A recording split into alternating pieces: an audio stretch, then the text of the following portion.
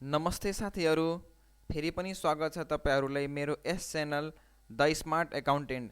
आजको यस भिडियोमा मैले एकाउन्टिङ सिरिज अन्तर्गत रहेको source of document for accounting information भनेपछि एकाउन्टिङमा हुने गरेको ट्रान्ज्याक्सनहरुको अब एकाउन्टिङमा के ट्रान्ज्याक्सनहरु हुन्छन्, पर्चेज हुन्छ, सेल्स हुन्छ, पेमेन्ट हुन्छ, रिसिप्ट हुन्छ, बैंकमा पैसा जम्मा गर्ने, बैंकबाट पैसा निकाल्ने, बैंक स्टेटमेन्टको एन्ट्री हुन्छ, साहुहरू कहीँ घुम्न जान्छ भने ट्रेभल खर्च हुन्छ, आदि किसिमका कारोबारहरू हुने गर्दछन्। र ती कारोबारहरूको सोर्स डकुमेन्ट के हुन्छ। अब सोर्स डकुमेन्ट हामीले चाहियो किन भन्दाखेरि जब भोलि पर्सिका दिनमा हामीले ती ट्रान्ज्याक्सनहरूको रेकर्ड गर्छौं त्यति बेला हामीलाई सोर्स अफ डकुमेन्ट साथमै एटेच गरेर राख्न पर्छ, फाइलिङ गरेर राख्न पर्छ।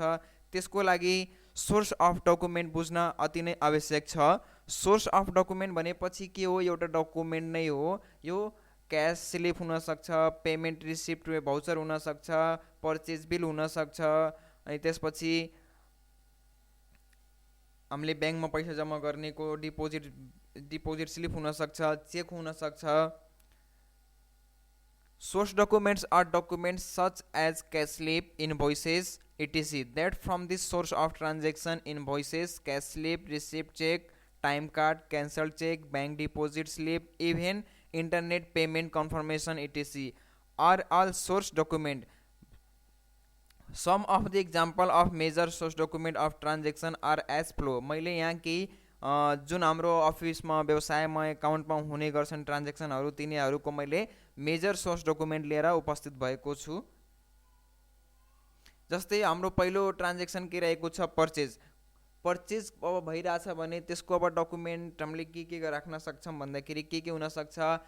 पर्चेज रिक्वेस्टेसन फर्म भनेपछि यो के हो? हामीले जब सामान किन्नुपर्ने हुन्छ पार्टीले हामीले पर्चेज रिक्वेस्ट फर्म भनेर पठाउँछौं, त्यही नै हो। त्यसपछि हामीले दोस्रो यस्तै पठाउँछौं कोटेसन। अब कोटेसन भनेपछि साथीहरू के हो भन्दाखेरि जब हामीले सामान किन्नुपर्ने हुन्छ, हामीले मार्केटमा जब हामीले सामान किन्नुपर्ने हुन्छ हामीले न्युजपेपरमा अथवा हामीले चिने जानेका पार्टीले कोटेसन माग्छौं कि यो सामानको मलाई कोटेसन चाहियो। कोटेसनमा के लेखिएको हुन्छ भन्दाखेरि जुन सामान हामीले किन्न छ त्यो सामानको प्राइस नै हुन्छ त्यसमा, र 4-5 ठाउँबाट हामीले कोटेसन माग्छौं। जुन कोटेसनमा सबभन्दा मिनिमम प्राइस हुन्छ त्यो कोटेसन मार्फत हामीले के गर्छौं? सामान पर्चेज गर्छौं। भनेपछि पर्चेज गरेको एउटा यो पनि प्रुफ हो कोटेसन।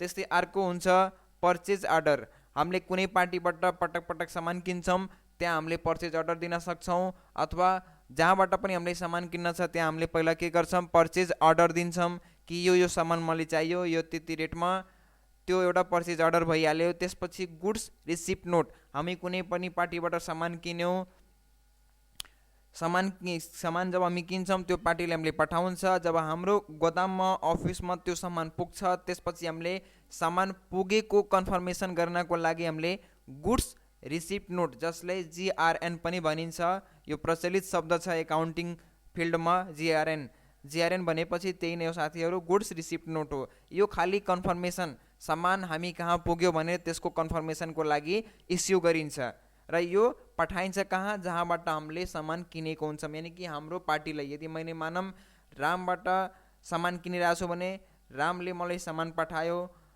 मेरो अफिसमा गोदाममा सामान पुगिसकेको छ भने मैले goods receipt note GRN issue गर्छु र त्यो जीआरएनमा पठाउँछु रामलाई कि हामी कहाँ सामान पुग्यो कन्फर्मेसनको लागि। त्यस्तै इन्भोइसेस छ। इन्भोइसेस भनेपछि जब हामी सामान किन्छौं त्यही नै हो, ट्याक्स इन्भोइस हो अथवा पर्चेज बिल पनि भन्छौं हामीले। त्यसपछि अर्को छ store record or distribution record. Store record भनेपछि त्यही हो, जब हामी कहाँ सामान पुग्छ स्टोर किपरले त्यसलाई रेकर्ड राख्छ, त्यही स्टोर रेकर्ड नै भइहाल्यो। त्यस्तै अर्को रहेको छ सेल्स भनेपछि हामीले सेल्स बिल जुन काट्छौं, ठेली काट्छौं, त्यही नै हो। ठेलीमा के हुन्छ? एउटा बिलको 3वटा कपी हुन्छ, ट्रिपल कपी हुन्छ। त्यही भएर यहाँ भनिएको छ duplicate or triplicate copy of issue bill. जुन हामीले सेल्स बिल काट्छौं 3वटा कपी हुन्छ, एउटा रातो रङको हुन्छ, एउटा पहेँलो हुन्छ, एउटा सेतो हुन्छ। प्राय जसो यही 3वटा रङको हुन्छ। रातो र पहेँलो हामीले आफ्नो कस्टमरलाई दिन्छौं, सेतो हामीले राख्छौं आफ्नो रेकर्डको लागि। त त्यो एउटा त्यसको कपी के भइहाल्यो, सोर्स भइहाल्यो, सेल्सको सोर्स डकुमेन्ट भइहाल्यो। त्यस्तै अर्को छ गुड्स इस्यु नोट। जब हामी सामान सेल्स गर्छौँ कस्टमरलाई त हामीले यहाँबाट के गर्छौँ, यहाँबाट सामान इस्यु गइसक्यो अथवा पठाइसक्यौँ भनेर गुड्स इस्यु नोट हामीले इस्यु गरिदिन्छौँ। त्यस्तै अर्को रहेको छ पेमेन्ट। यो पनि एक किसिमको ट्रान्जेक्सन नै हो। अब हामीले कहीँबाट उधारोमा सामान लेछौँ, कहीँबाट पैसा सापट्टि लेछौँ त हामीले त्यो पैसा पेमेन्ट गर्नुपर्ने हुन्छ, अथवा ब्याङ्कमा हामीले पैसा डिपोजिट गर्छौँ भने त्यो पनि एक किसिमको पेमेन्ट नै हो। त त्यो सम्बन्धी के हुन्छ, इन्भोइस भइहाल्यो, रिसिप्ट अफ पेई अर पेमेन्ट स्लिप भइहाल्यो। पेमेन्ट स्लिपको रूपमा के भइहाल्यो, ब्याङ्क डिपोजिट स्लिप भइहाल्यो। अनि त्यसपछि कुनै पार्टीलाई पेमेन्ट गर्न छ भने हामीले चेक काटेर दिन्छौँ, त्यो भइहाल्यो। पेमेन्ट गरेको रेकर्ड त्यो भइहाल्यो। त्यस्तै अर्को रहेको छ रिसिप्ट। हामीले कुनै कस्टमरले उधारोमा सामान सेल्स गरेछौँ, त्यो कस्टमरबाट पैसा लिनुपर्ने हुन्छ रिसिप्ट। अब रिसिप्ट लिने बेलामा के हुन्छ, उसले हाम्रो खातामा पैसा डिपोजिट गरेको छ भने डिपोजिट स्लिप भइहाल्यो। त्यसपछि डुप्लिकेट कपी अफ रिसिभ। अब उसले हामीले पैसा दिएछ, हामीले यहाँबाट के हुन्छ, क्यास रिसिभ भयो भनेर एउटा रिसिप्ट बिल काटेर दिन्छौँ, त्यसको कपी भइहाल्यो। त्यस्तै अर्को रहेको छ स्यालेरी बुकिङ। अफिसमा कार्यरत कर्मचारीहरूको मन्थली स्यालेरी बुकिङ गर्नुपर्ने हुन्छ। अब त्यसको लागि कसरी बुकिङ गर्ने भन्दाखेरि त्यसको डकुमेन्ट हुनसक्छ एटेन्डेन्स सिट, हाजिरी पुस्तिका, एपोइन्टमेन्ट लेटर, नियुक्ति पत्र भन्छ। टिडिएस क्यालकुलेसन भनेपछि टिडिएसको फुल फर्म पनि छ साथीहरू, ट्याक्स डिडक्टेड एट सोर्स। यो एक प्रकारको कर नै हो, ट्याक्स हो। टिडिएस क्यालकुलेसन सिट हुन्छ। अब टिडिएस क्यालकुलेसन सिटलाई स्यालेरी क्यालकुलेसन सिट पनि भनिन्छ र पेरोल पनि भइहाल्यो। पेरोल पनि क्यालकुलेसन स्यालेरी क्यालकुलेसन सिट नै हो। House rent booking. जब हामीले व्यवसाय भाडाको जग्गामा, भाडाको घरमा सुरु गरेको हुन्छ भने महिनामा भाडा पनि तिर्नुपर्ने हुन्छ। अब त्यसको बुकिङ गर्नको लागि हामीले के को आधारमा गर्ने, एग्रिमेन्टको आधारमा गर्ने।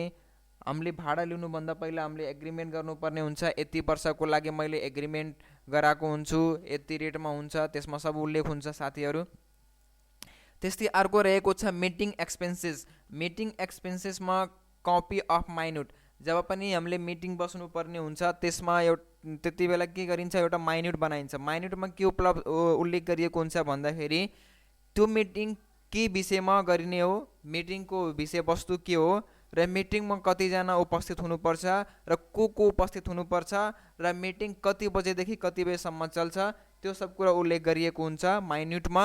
त्यस्तै इन्भोइसेस अफ एक्सपेन्सेस। जब मिटिङ बसिन्छ केही न केही खर्च हुन्छ, जस्तै चिया पानी खर्च, नास्ता खर्च, अथवा कुनै होटलमा बसिन्छ भने त्यसको खर्च, त्यो सब एक्सपेन्सेसको बिलहरू के हो, एउटा सोर्स हो। त्यस्तै एटेन्डेन्स रेकर्ड। एटेन्डेन्स रेकर्ड भनेपछि मिटिङमा को उपस्थित भएको थियो त्यो सबैको रेकर्ड। त्यस्तै अर्को रहेको छ ट्रेनिङ एक्सपेन्सेस। अब ट्रेनिङ एक्सपेन्सेस भनेपछि ट्रेनिङ सेड्युल। जब हामी आफ्नो अफिसको कर्मचारीहरूको लागि ट्रेनिङ सेमिनार म्यानेज गर्छौँ भने त्यति बेला के हुन्छ, ट्रेनिङ कति बजेदेखि हुन्छ, कुन दिनमा हुन्छ, कुन ठाउँमा हुन्छ, त्यो सबै स्केड्युल बनाइएको हुन्छ, त्यो भइहाल्यो। ट्रेनिङ म्यानुअल हुन्छ, त्यो पनि एउटा के हो, सोर्स डकुमेन्ट हो। ट्रेनिङ रिपोर्ट हुन्छ, त्यो पनि एउटा सोर्स डकुमेन्ट हो। र एग्रिमेन्ट पनि हामीले गराएको हुन्छौँ ट्रेनरबाट, त्यो पनि सोर्स डकुमेन्ट हो। र जब हामी ट्रेनिङ लिन्छौँ त्यहाँ विभिन्न प्रकारको खर्च हुन्छ, त्यो सबैको बिल पनि सोर्स डकुमेन्ट हो। त्यस्तै अर्को रहेको छ ट्राभल एक्सपेन्सेस। अब ट्राभल एक्सपेन्सेस मानम साहु कहीँ गइराख्नु भएको छ, विभिन्न कामहरू पर्ने हुन्छ, त्यो कामले ट्राभलिङ हामीले गर्नुपर्ने हुन्छ। अब त्यो ट्राभलिङको क्यालकुलेसन गर्नको लागि, हिसाब किताब राख्नको लागि के को आधारमा गर्ने त, यही सोर्स डकुमेन्टको आधारमा। त्यो सोर्स डकुमेन्ट के हो, travel order, ticket, travel report, bill of expenses आदि के हो, सोर्स डकुमेन्ट हो। त्यस्तै एडभान्समेन्ट। कसैले हामीले एडभान्स पैसा दिनुपर्ने छ अथवा पार्टीलाई हामीले एडभान्स पैसा दिनुपर्ने छ, त्यो सबै के हो, त्यो सबको लागि त्यो सबको पनि हिसाब राख्नुपर्ने हुन्छ। अब त्यसको सोर्स डकुमेन्ट के हुन्छ भन्दाखेरि हामीले एडभान्स रिक्वेस्ट पठाएको लेटर हुन्छ र पेमेन्ट गरेको पैसा पनि हुन्छ। हामीले पेमेन्ट जब गर्छौँ त एडभान्स पठाएको छौँ भनेर एउटा लेटर बनाइन्छ, त्यो पनि एउटा के हो, सोर्स डकुमेन्ट हो एडभान्स पेमेन्टको। साथीहरूले भिडियोलाई मन पराउनु भएको छ भने भिडियोलाई लाइक गरिदिनु होला तथा अन्य साथीहरूमा सेयर गरिदिनु होला। साथै नयाँ भिडियोको नोटिफिकेसन पाउनको लागि भिडियोलाई सब्सक्राइब